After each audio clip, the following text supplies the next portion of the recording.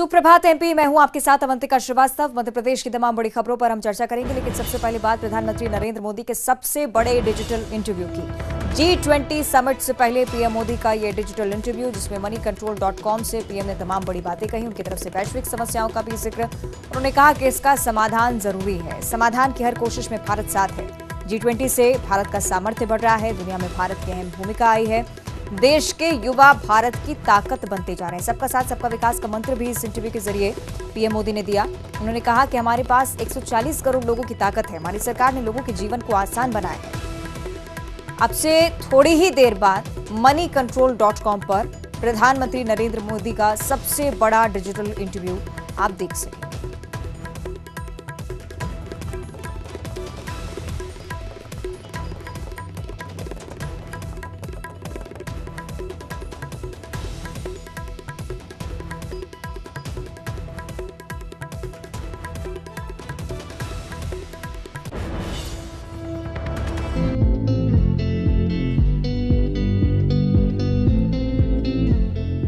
इतिहास में पहली बार प्रधानमंत्री नरेंद्र मोदी ने डिजिटल प्लेटफॉर्म पर सबसे बड़ा इंटरव्यू दिया। moneycontrol.com पर दिए अपने इंटरव्यू में पीएम मोदी देश और दुनिया के कई अहम मसलों पर बात करते नजर आए। भारत की इकोनॉमी से लेकर G20 में भारत की अध्यक्षता तक, देश में राजनीतिक स्थिरता से लेकर वैश्विक हालातों तक पीएम मोदी तमाम बड़े मुद्दों पर खुलकर अपनी बात रखते दिखे। दिल्ली में G20 शिखर सम्मेलन से पहले दिए इस इंटरव्यू में पीएम मोदी ने कहा कि भारत विकासशील दुनिया के हितों को आगे बढ़ा रहा है।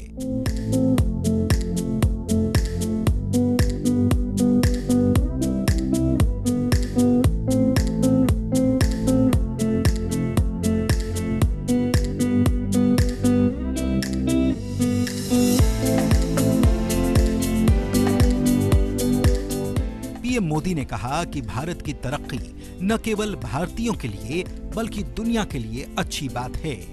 भारत का विकास स्वच्छ और हरित विकास है। भारत की वृद्धि ग्लोबल साउथ के हितों को आगे बढ़ाने में मदद करती है।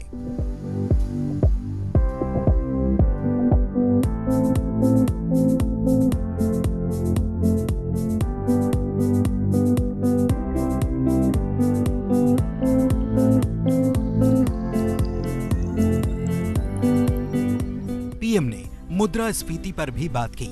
उन्होंने कहा कि प्रतिकूल वैश्विक परिस्थितियों के बीच भी भारत में मुद्रास्फीति 2022 में वैश्विक औसत मुद्रास्फीति दर से 2% कम रही। आम लोगों के जीवन को आसान बनाने के लिए सरकार लगातार काम कर रही है। रक्षाबंधन के मौके पर LPG की कीमतों में कटौती की गई।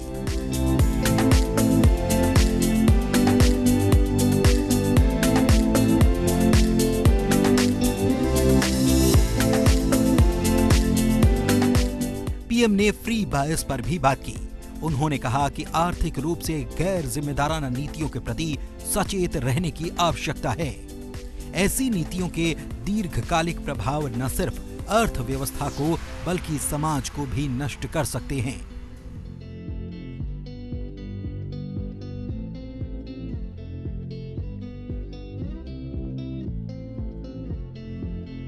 इंटरव्यू में पीएम ने कहा कि लोगों ने हमें एक बार नहीं बल्कि 2 बार जनादेश दिया। पहला जनादेश वादों को लेकर था, दूसरा इससे भी बड़ा जनादेश हमारे प्रदर्शन और देश के भविष्य को लेकर हमारी योजनाओं के लिए मिला। पीएम ने कहा कि राजनीतिक स्थिरता के कारण हर दूसरे क्षेत्र में गहरे संरचनात्मक सुधार देखे जा सकते हैं। Bureau report, news 18।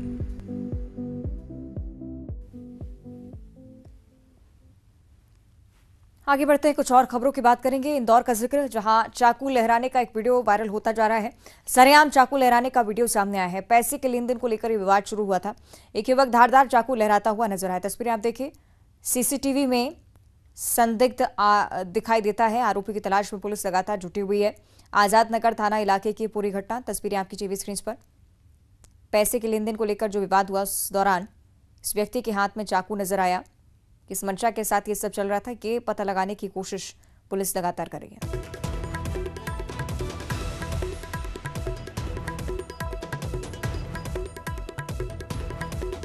ये वीडियो सोशल मीडिया पर भी लगातार वायरल हो रहा है। पुलिस के संज्ञान में भी मामला आ चुका है। आरोपी की तलाश में पुलिस जुटी है।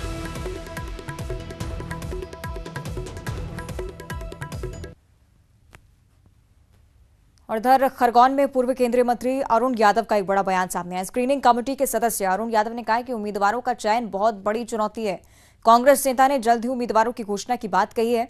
अरुण यादव ने बीजेपी पर भी जमकर हमला किया। उन्होंने कहा कि 2018 में जनता ने कांग्रेस को ही जनादेश दिया था, लेकिन बीजेपी ने जनादेश चुरा लिया। जन आशीर्वाद यात्रा पर कटाक्ष करते हुए कहा कि बीजेपी को जन माफी यात्रा निकालनी चाहिए। 5 दिनों से लगातार हमारी जो जनरल सेक्रेटरी इंचार्ज सुरजेवाला जी, जितेंद्र भंवर सिंह जी और तमाम जो कमेटी के मेंबर्स हैं वो इंदौर भोपाल में हैं। जिला अध्यक्षों से, ब्लॉक अध्यक्षों से, वरिष्ठ नेताओं से, तमाम कार्यकर्ताओं से चर्चा हो रही है। किस बिंदु पे, किस मोड पर किस तरह से सिलेक्शन कैंडिडेट्स का करना चाहिए। प्रोसेस जारी है और आप सबको पता है कांग्रेस का एक सिस्टम है। प्रदेश इलेक्शन कमेटी की अनुमोदन के बाद नेशनल इलेक्शन कमेटी में चीज़ें जाती, स्क्रीनिंग कमेटी एक हमारे यहाँ प्रोसेस है। वो तमाम चीज़ें ऑन है, जारी है और शीघ्र ही हम लोग उम्मीदवारों का अनाउंसमेंट करेंगे। भाजपा को जनता से माफ़ी के लिए यात्रा निकालना चाहिए। 2018 में भी मध्य प्रदेश की जनता का जनादेश, जन आशीर्वाद कांग्रेस पार्टी को मिला था। 2023 के विधानसभा के चुनाव में भी मध्य प्रदेश की जनता का जनादेश भी, जन आशीर्वाद भी कांग्रेस पार्टी को मिलेगा और मुझे पूर्ण उम्मीद है कि कमलनाथ जी के नेतृत्व में एक मजबूत सुदृढ़ सरकार मध्य प्रदेश में बनाएंगे। एक देश एक चुनाव को लेकर क्या कहना चाहिए? और सोशल मीडिया पर की गई एक टिप्पणी की वजह से श्योपुर मुरैना हाईवे जाम हो गया। मामला मुरैना के कैलारस और सबलगढ़ का है। कांग्रेस नेता लक्ष्मी नारायण दुबे के सोशल मीडिया पर विनोद धाकड़ नाम के यूजर ने अभद्र टिप्पणी की। यूजर ने ब्राह्मण समुदाय की महिलाओं पर अभद्र टिप्पणी की थी। उसके बाद ब्राह्मण समुदाय के सैकड़ों लोगों ने नेशनल हाईवे श्योपुर मुरैना को जाम कर दिया। कांग्रेस नेता ने प्रशासन से बिना देरी के आरोपी विनोद धाकड़ को गिरफ्तार करने की मांग की है। पुलिस ने आरोपी के खिलाफ आईटी नियम के धाराओं के तहत केस दर्ज किया है। इसके बाद ब्राह्मण समुदाय के लोगों ने 1 घंटे बाद हाईवे खाली किया।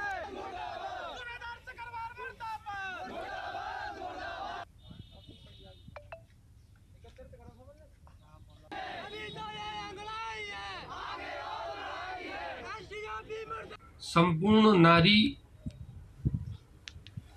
के अपमान के लिए जो सोशल मीडिया पर एक आपराधिक व्यक्ति ने कमेंट्स किया, उसके खिलाफ जब सर्व समाज के लोगों ने सबलगढ़ पुलिस थाने पर पुलिस प्रकरण पंजीबद्ध कराने की मांग की, तो प्रशासन द्वारा उस मांग को स्वीकार नहीं किया गया। 2 सुसंगत धाराएं उसमें अपराध पंजीबद्ध कर चुकी हैं। एक FIR कैलारस में भी हो चुकी है, उन्हीं धाराओं वहाँ भी है। और आगे की जो कार्रवाई है, सख्त से सख्त कार्रवाई उसके खिलाफ। और अगली खबर बुरहानपुर के गायत्री नगर कॉलोनी की है। यहाँ पर कुछ कॉलोनाइजर्स की मनमानी पर बुलडोजर चलाया गया है। आपको बताया कि मामला कॉलोनाइजर के द्वारा मनमानी तरीके से कॉलोनी में अवैध रोड निर्माण का है। कॉलोनी वासियों की शिकायत के बाद प्रशासन हरकत में आया। बुलडोजर से सड़क को उखड़वाकर फेंक दिया गया। तस्वीर आप देखिए। प्रशासन ने अवैध मकान को नोटिस भी भेजा था। इसके बाद इस कार्रवाई को अंजाम दिया गया।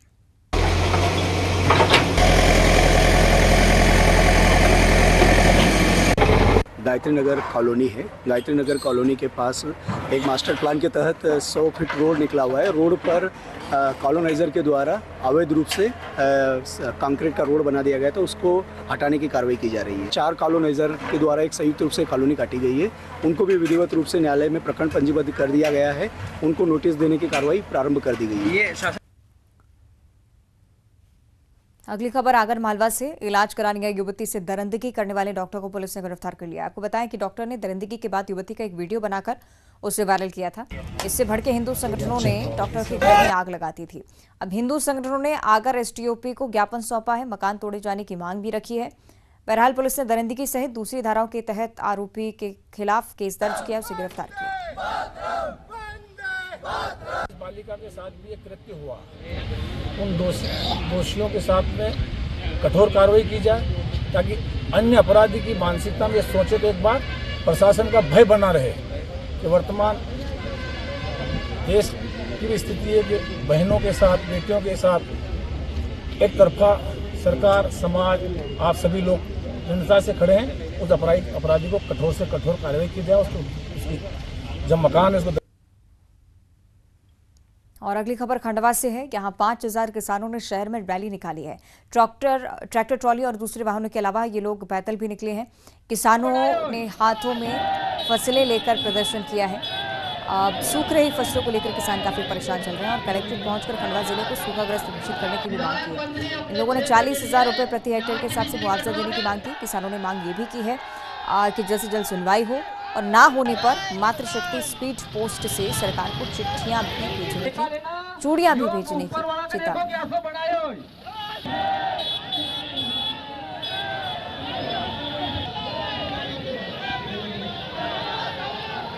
विधायक मंत्री अपने क्षेत्र के लिए यहाँ की बिजली कटवा दे।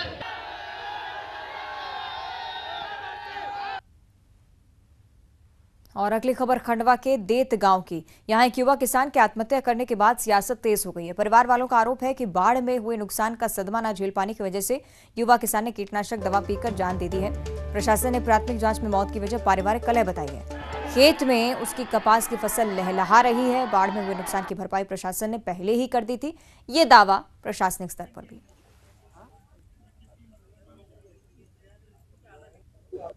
मेरे भाई के 1-1.5 महीने बेल बह गए, अभी फसल सूख रही।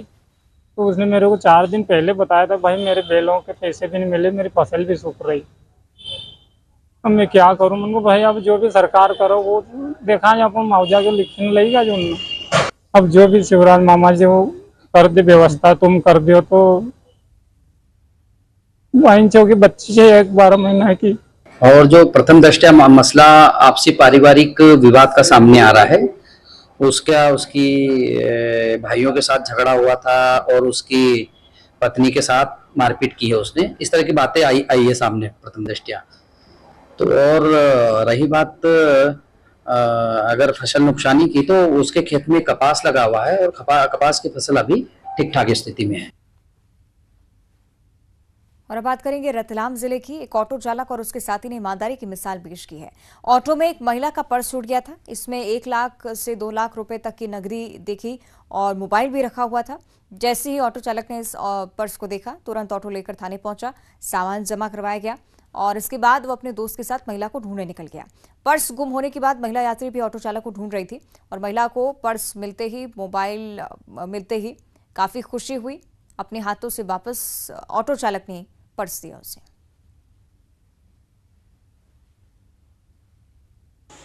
मैं अवंतिका से आई और मैंने रेलवे स्टेशन के थोड़ा आगे से मैंने ऑटो किया और मैं घास बाजार में उतरी अपने घर पे। तो मैं जब उतर के घर पे चढ़ी और जस्ट मुझे पता चला कि मेरा बैग ऑटो में छूट गया। तो हमने इनको ढूंढा बहुत देर तक नहीं मिले ये, और मोबाइल बराबर चालू था, मोबाइल पे बराबर रिंग जा रही थी। फिर इन ऑटो में कोई सवारी बैठी तो उनको ये पर्स मिला। तो जो सवारी बैठी थी उन्होंने ये ऑटो वाले को बोला तुम सीधे थाने पे चलो, ये पर्स वहीं जमा होगा। तो मेरे पर्स में 1,11,000 समथिंग के आसपास कैश था, मोबाइल था, वो सब एज इट इज़ मिला। तो मैं उन भैया को भी धन्यवाद देना चाहती हूँ कि ऐसे ज़माने में उन्होंने अपनी इतनी ईमानदारी का परिचय दिया। सर ये स्टेशन पे ऑटो खड़ा था, तो ऑटो में पैरों में बैग आया तो उसको देखा तो उसमें जोखिम दिखी। तो जोखिम दिखने के बाद मैं डायरेक्ट थाने पे ले आया इसको। क्या था बैग में? उसमें बैग में 1,04,000 रुपये नगद थे सर। फिर वो टीआई साहब को दे दिया यहाँ पे और फिर वो। आगे बढ़ते हैं नीमच से अगली बड़ी जानकारी, जहां जन आशीर्वाद यात्रा पर पथराव हुआ है। बीजेपी की जन आशीर्वाद यात्रा जिस पर पथराव करते हुए कुछ गाड़ियों के कांच फोड़े गए। ये बताया गया कि किसान चीता प्रोजेक्ट से नाराज चल रहे थे और इसी के चलते हमला कर दिया गया। जन आशीर्वाद यात्रा एक रथ के साथ साथ कई सारी गाड़ियां काफिले से जुड़ी हुई चल रही थी। कई गाड़ियों के कांच टूट चुके हैं, कई सारी गाड़ियां क्षतिग्रस्त हुई हैं। चीता प्रोजेक्ट को लेकर नाराजगी किसानों में बढ़ती जा रही है और इसी के चलते ये पथराव और जमकर हंगामा। तस्वीरें देर रात की आप देखिए, पुलिस मौके पर पहुंची मामले को शांत कर रहा है।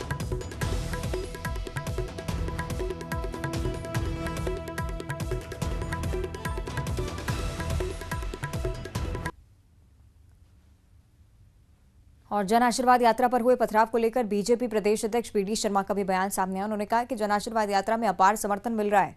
अपार जन समर्थन देखकर कांग्रेस घबरा गई है। योजनाबद्ध तरीके से यात्रा पर हमला करवाया गया। पेड़ के पीछे छिपकर यात्रा पर हमला हुआ है। गुंडागर्दी का जवाब लेकिन दिया जाएगा, ऐसे लोगों को छोड़ा नहीं जाएगा, इस बात का भी दावा। कहा कि यात्रा की सफलता को देखकर कांग्रेस घबरा गई। इनका अपार जन समर्थन देख करके कांग्रेसी अपराधियों ने, गुंडों ने, क्योंकि इनका तो मूल चरित्र ही ये है, इन्होंने योजनाबद्ध तरीके से पेड़ों के पीछे छिप करके हमारे यात्रा पर हमला किया, सारे वाहन तोड़ दिए। इसलिए इस प्रकार की गुंडागर्दी का जवाब भी दिया जाएगा और ऐसे लोगों को जिन्होंने ये काम किया उन्हें किसी भी कीमत पर छोड़ेंगे नहीं। और यात्रा की सक्सेस देख करके कांग्रेस जो घबराई है, सफलता देख करके कांग्रेस का ये कृत्य दुर्भाग्यजनक तो है ही, मैं इसकी कड़ी आलोचना करता हूं, लेकिन ऐसे लोगों को जवाब भी देंगे और यात्रा और सफलता के साथ आगे बढ़ेगी। ये कांग्रेसियों की गुंडागर्दी किसी भी कीमत पर नहीं चलने देंगे। सहयोगी विश्वदेव शर्मा से हम ज्यादा जानकारी लेंगे। विश्वदेव, देर रात की हम तस्वीरें भी देख रहे हैं और किस तरह से राजनीतिक माहौल गर्मा गया, इसके बाद ये भी स्थिति हम देख रहे हैं। ग्रामीणों से क्या बातचीत हो पाई है, क्या कुछ हालात स्पष्ट हुए इस घटना को लेकर? ये मनासा विधानसभा का अंतिम गांव था रावड़ीकुड़ी। यहाँ जन आशीर्वाद यात्रा जब गांव में निकली तो पहले तो ग्रामीणों ने इस पर फूल बरसाए और उसके बाद जब यात्रा बाहर निकलती है तो एकदम गायों को छोड़ दिया जाता है। थोड़ी आगे जाने पर रास्ता रोक दिया जाता है और करीब 200-300 लोगों की भीड़ आकर एकदम जब हमने इस बारे में विधायक अनिरुद्ध माधव मारू से बात की तो उनका कहना था कि पूर्ण रूप से योजनाबद्ध तरीके से ये सारी व्यवस्था की गई है और करीब 2 से 3 किलो बड़े वजनी पत्थरों से हमला किया गया। एकदम अफरा तफरी मच गई। दूसरी बात, इस पूरे घटनाक्रम में पुलिस की फेल्यूर नजर आती है। पुलिस का सूचना तंत्र एकदम शून्य था। जब यात्रा में 2 कैबिनेट मंत्री और राष्ट्रीय महासचिव चल रहे हैं और इतना बड़ा घटनाक्रम हुआ, जब वो गांव लग रहा था कि इन लोगों ने पहले ज्ञापन दिया तो क्यों नहीं पुलिस का सूचना तंत्र वहां असफल रहा। और इस घटनाक्रम के बाद ये देखा जाएगा कि कोई बड़ी बात नहीं है कि जिले के बड़े अधिकारी इस मामले में नप सकते हैं। चलिए देखना होगा आगे क्या कार्रवाई होती है। बहुत शुक्रिया आपका विश्वदेव।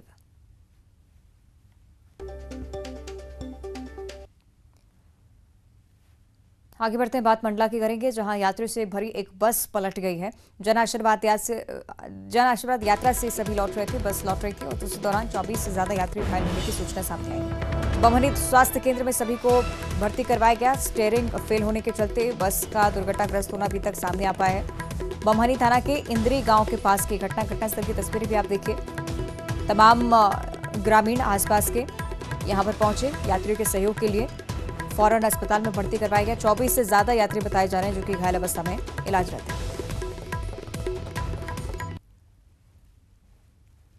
और अब ग्वालियर से अगली बड़ी खबर, जहां डेंगू के 16 नए मरीज मिले हैं। डेंगू मरीजों का आंकड़ा अब 100 के पार हो चुका है। जयरोग्य और जिला अस्पताल में 90 सैंपल्स की जांच की गई और उसके बाद ये आंकड़ा निकलकर सामने आया। 16 मरीज डेंगू से पीड़ित हैं। सावधान हो जाने वाली स्थिति, बिल्कुल अलर्ट मोड पर रहिए डेंगू को लेकर, क्योंकि लगातार अब केसेस निकलने लगे हैं। ग्वालियर को लेकर भी इसी तरह की सूचनाएं सामने आ रही हैं। छत्तीसगढ़ के कुछ इलाकों से इस तरह की खबरें हमने सुनी, लेकिन अब मध्य प्रदेश के कुछ इलाकों को लेकर भी यही खबरें हैं। मानसूनी सीजन आम होता है डेंगू, लेकिन इसके बावजूद अगर संख्या में इजाफा होता है, बहुत जरूरी कि आप अपने स्तर पर सावधानी बरतना शुरू करें। जितनी भी गाइडलाइंस प्रशासनिक स्तर पर बताई जाती हैं, जागरूकता अभियान चलाए जाते हैं, उसका खासा असर भी नजर नहीं आता है, क्योंकि आंकड़ों में लगातार इजाफा है। दवाओं का छिड़काव लगातार किया जा रहा है, लेकिन इसके बावजूद आंकड़ों का बढ़ना ये बताता है कि जमीनी हालात बहुत ज्यादा कमजोर हैं। जिला अस्पताल और जयरोग्य अस्पताल की अगर बात करें तो 90 सैंपल्स को जांच के लिए भेजा गया था। 16 नए मरीजों की पुष्टि हो चुकी है और इस बार के सीजन में डेंगू मरीजों की संख्या सैकड़ा पार कर चुकी है, यानी कि 100 के पार हो चुकी है।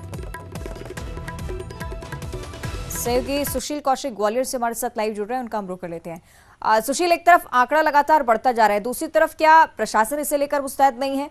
क्या दवाओं का छिड़काव नहीं हो रहा है, जागरूकता अभियान नहीं है? देखिए, प्रशासन जो कर सकता अपनी जगह कर रहा है, लेकिन जिस तरह का ग्वालियर चंबल अंचल में मौसम था, इसके अलावा जल जमाव जल भराव वाले हालात जो बने थे, उसके चलते डेंगू का आंकड़ा तेज़ी से बढ़ा था। और यही वजह है कि जो आंकड़ा है, कल 90 सैंपल की जांच हुई थी, जिसमें 16 लोगों को पॉजिटिव रिपोर्ट आई है। इनमें 10 मरीज जो ग्वालियर ज़िले के हैं, इसके अलावा 6 अन्य ज़िलों के हैं। अकेले ग्वालियर शहर में ही डेंगू मरीजों का आंकड़ा 100 के पार पहुंच चुका है। अब कल रात तक जो रिपोर्ट आई थी, उसमें डेंगू पॉजिटिव मरीजों की संख्या 100 हो चुकी है। प्रशासन की अगर बात करें तो फॉगिंग अपनी जगह की जा रही है प्रशासन के द्वारा, लेकिन कल शाम से ही जो बारिश हुई है, उस बारिश के बाद थोड़ी गर्मी से राहत मिली है। तो अब उम्मीद यही है कि डेंगू का जो आंकड़ा लगातार बढ़ रहा था, उस पर संभवतः थोड़ा अंकुश लग पाएगा, क्योंकि मौसम की अनुकूलता के चलते गर्मी कम बिल्कुल बिल्कुल बहुत जरूरी सुशील के कहीं ना कहीं इसका असर भी जमीनी स्तर पर देखने को मिले। बहुत शुक्रिया आपका इस पूरी जानकारी के लिए। आगे बढ़ते हुए बात करेंगे G20 समिट से पहले प्रधानमंत्री नरेंद्र मोदी के सबसे पहले और सबसे बड़े डिजिटल इंटरव्यू की। moneycontrol.com को उन्होंने एक इंटरव्यू दिया, जिसमें तमाम बड़ी बातें उनकी तरफ से कही गई। उन्होंने कहा कि दुनिया में भारत की अहम भूमिका है, भारत लगातार विकास की ओर अग्रसर है, हम सभी देशों के हित का ध्यान रख रहे हैं, विकासशील देशों के हित में काम भी लगातार कर रहे हैं। रक्षाबंधन पर LPG के दाम कम किए हैं, हमारे पास 140 करोड़ लोगों की ताकत है। G20 से भारत का सामर्थ्य भी बढ़ा है, हमारे पास 140 करोड़ लोगों की ताकत होने से ये भूमिका भारत की लगातार बढ़ती जाए।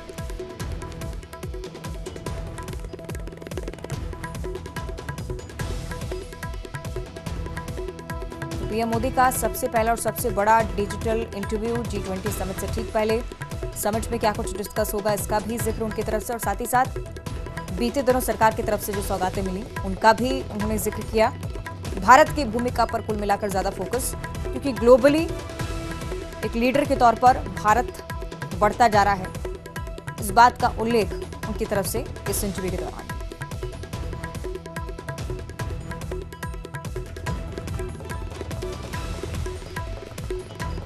तो moneycontrol.com को सबसे पहला डिजिटल इंटरव्यू इस बार G20 समिट से पहले। रक्षाबंधन पर जब LPG के दाम घटाए गए, उस बात का भी जिक्र। विकासशील देश लगातार भारत एक इसी मोड पर काम करता हुआ, और दूसरी तरफ स्थानीय लोगों की समस्याएं जमीनी स्तर पर, ग्राउंड रूट पर लोगों को समझना, ये काम भी सरकार बहुत अच्छे से करके दिखा रही है। 2 जनादेशों का जिक्र उनकी तरफ से इस इंटरव्यू में भी। पीएम मोदी का ये पहला डिजिटल इंटरव्यू, जिसमें तमाम बड़ी बातें, वैश्विक समस्याओं का भी जिक्र प्रधानमंत्री ने किया।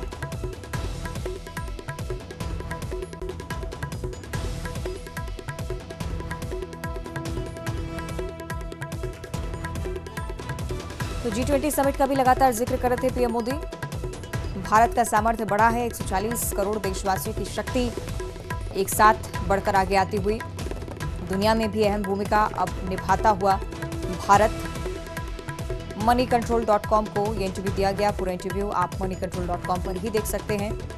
दुनिया में भारत की अहम भूमिका रही, इस पर फोकस लगातार वो करते हुए हम सभी देशों के हित का ध्यान रख रहे हैं, और आने वाले समय में भी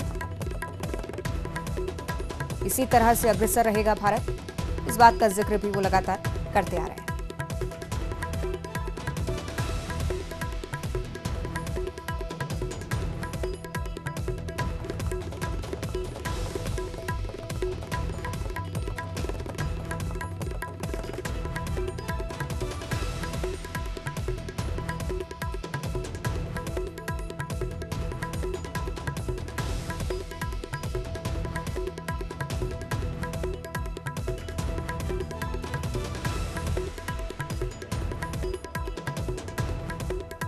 तो G20 समिट का जिक्र उनकी तरफ से किया गया। सभी देशों के हित का हम ध्यान रख रहे हैं, ये बड़ी बात भी उनकी तरफ से रखी गई।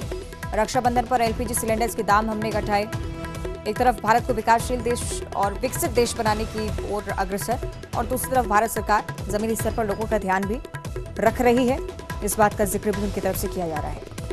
पीएम मोदी का ये पहला डिजिटल इंटरव्यू G20 समिट से ठीक पहले समिट की भी कुछ गतिविधियों का जिक्र उनकी तरफ से, वैश्विक समस्याओं का भी जिक्र इस इंटरव्यू के दौरान उन्होंने किया है। आने वाले समय में क्या कुछ रणनीति लेकर चल रहे हैं, इस बात को भी हाईलाइट करते हुए उनका ये डिजिटल इंटरव्यू moneycontrol.com को।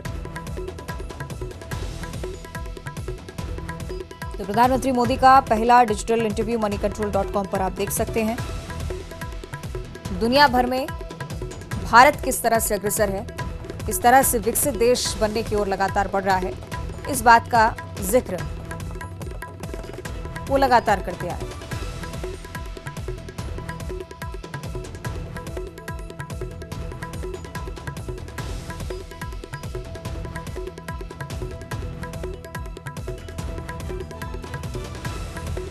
प्रधानमंत्री नरेंद्र मोदी की तरफ से पहला डिजिटल इंटरव्यू moneycontrol.com को, जिसमें तमाम बड़ी वैश्विक समस्याओं का जिक्र भी उनकी तरफ से किया गया। भारत की भूमिका पर भी उन्होंने प्रकाश डाला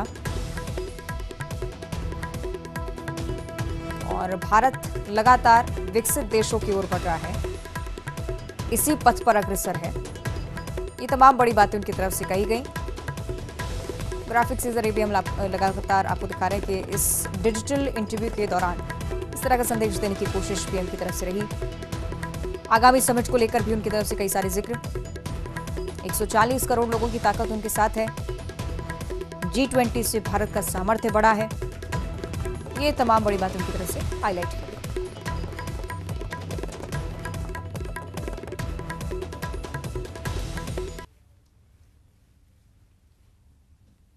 और इसी के साथ बुलेटिन में इतना ही। नमस्कार।